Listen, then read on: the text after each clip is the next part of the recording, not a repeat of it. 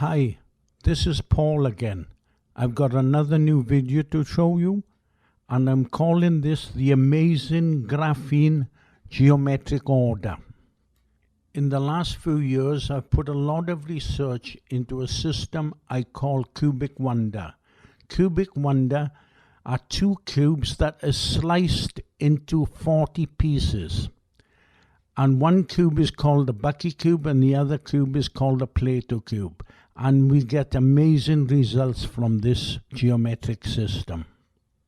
Okay, on this video, I'm going to focus on the 3D geometry of graphene.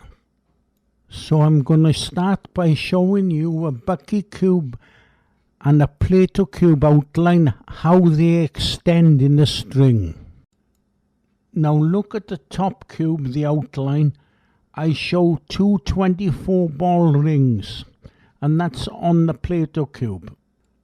Now if you look at the Bucky Cube, I show all the colors of the pieces, and I show a 6-ball ring going around the vertices. Now when this cube gets to the top, notice that I show yellow lines. Now these yellow lines indicate that the Plato Cube splits into three sections, three equal sections. Now the Bucky Cube is different. It splits different. It splits in the middle, and then 2/3 up it splits again. Now if we remove the top half, we end up with purple. And if we remove the bottom half, we end up with yellow. I've got one more thing to show you with this. In front, I'm showing you that the Bucky Cube can be split into three different orientations to give us a hexagon, 3 hexagons. Now I showed in my earlier videos that the CubicWonder slicing could give us the bonding geometry for chemicals. But this is on its own. The hexagon is for carbon, and this is a very important find. This is not chaos. But the Mathematicians Forum said that only a crank would work with trivial geometry that nobody understands. Well, I'd say these guys are very high up in the sky. What can we do about it? Let's take a look at the geometry of graphene. I've done a little bit of research with these hexagons, and this is what I found.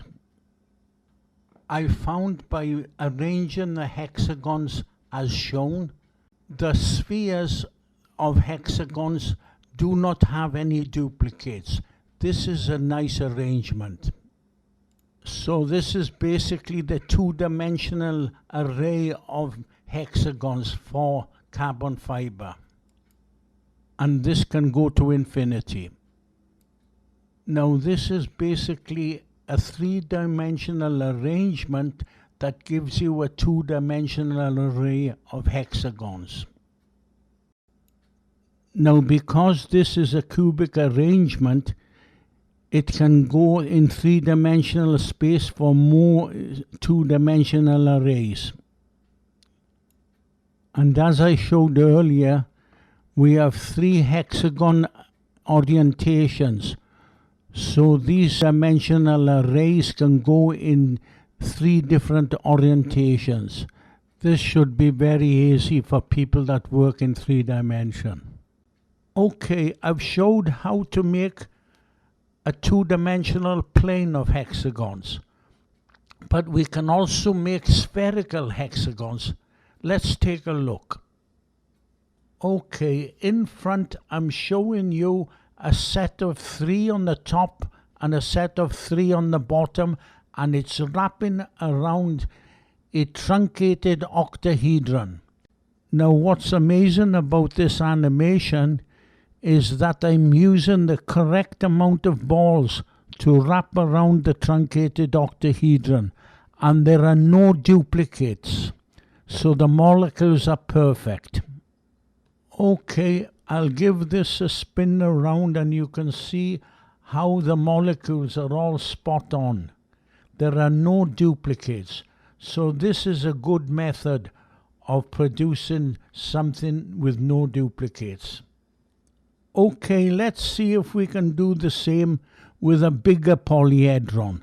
And this one's going to be the truncated icosahedron, which is a lot bigger. Now look how this operates.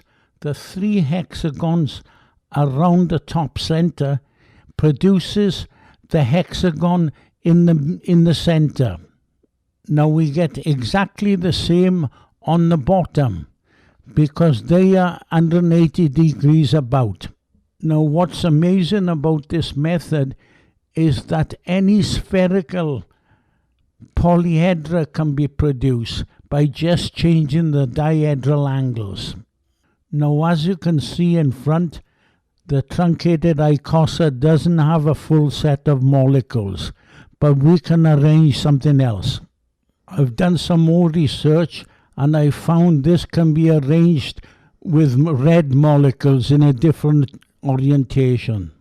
So you can see in front that we can arrange molecules without any duplicates around the vertices of the truncated icosahedron, because I believe there's a wonderful 3-dimensional order to things, and I don't think there's any chaos. Anyways, I think I've shown the most important part of this discovery. So I think I'll call it a day now.